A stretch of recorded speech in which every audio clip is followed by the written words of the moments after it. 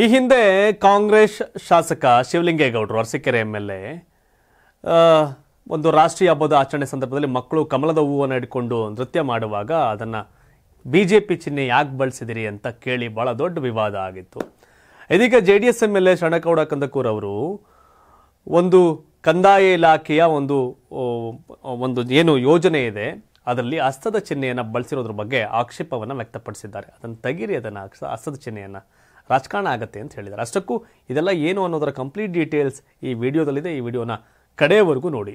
ಜೀನಿ ಪರಿದನ್ water super market, hotel, restaurant ಹಾಗೂ ನಿಮ್ಮ ಮನೆಯ ಯಾವುದೇ ಶುಭ ಸಮಾರಂಭಗಳಿಗೆ ಜೀನಿ ಮಿನರಲ್ ವಾಟರ್ ಸರಬರಾಜು ಮಾಡಲಾಗುತ್ತೆ. ಕಂದಾಯ ಇಲಾಖೆಯ ದಾಖಲೆಗಳ ಡಿಜಿಟಲೀಕರಣ ಕಾರ್ಯಕ್ರಮದ ಪ್ರಚಾರ ಪತ್ರದಲ್ಲಿರುವ ಹಸ್ತದ ಗುರುತಿನ ಚಿಹ್ನೆ ತೆಗೆದುಹಾಕುವಂತೆ ಆಗ್ರಹಿಸಿ ಗುರುಮಿಟ್ಕಲ್ ಜೆಡಿಎಸ್ ಶಾಸಕ ಶರಣಗೌಡ ಕಂದಕೂರ್ ಅವರು ಸರ್ಕಾರದ ಮುಖ್ಯ ಕಾರ್ಯದರ್ಶಿಗೆ ಪತ್ರ ಬರೆದಿದ್ದಾರೆ.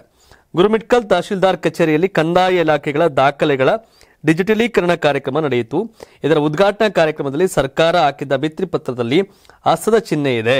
ಹಸ್ತದ ಚಿಹ್ನೆಯ ಬೆರಳುಗಳ ಮೇಲೆ 5 ಸೌಲಭ್ಯಗಳನ್ನು ನಮೂದಿಸಿರುವುದರಿಂದ ಇದು ಒಂದು ಪಕ್ಷಕ್ಕೆ ಸೀಮಿತವಾದ ಪ್ರಚಾರ ಪತ್ರ ಎಂಬಂತೆ ಕಂಡು ಬರುತ್ತದೆ ಅಂತ ಪತ್ರದಲ್ಲಿ ಜೆಡಿಎಸ್ ಎಂಎಲ್ಎ ಉಲ್ಲೇಖ ಮಾಡಿದ್ದಾರೆ.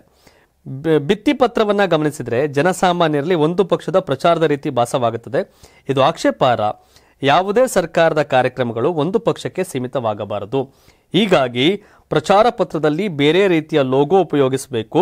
ಪ್ರಸ್ತುತ ಇರುವ ಹಸ್ತ ಗುರುತಿನ ಚಿಹ್ನೆ ರದ್ದುಗೊಳಿಸಬೇಕು ಅಂತ ಗುರುಮಿಟ್ಕಲ್ ಜೆಡಿಎಸ್ ಶಾಸಕ ಶರಣಗೌಡ ಕಂದಕೂರ್ ಅವರು ಒತ್ತಾಯವನ್ನ ಮಾಡಿದ್ದಾರೆ.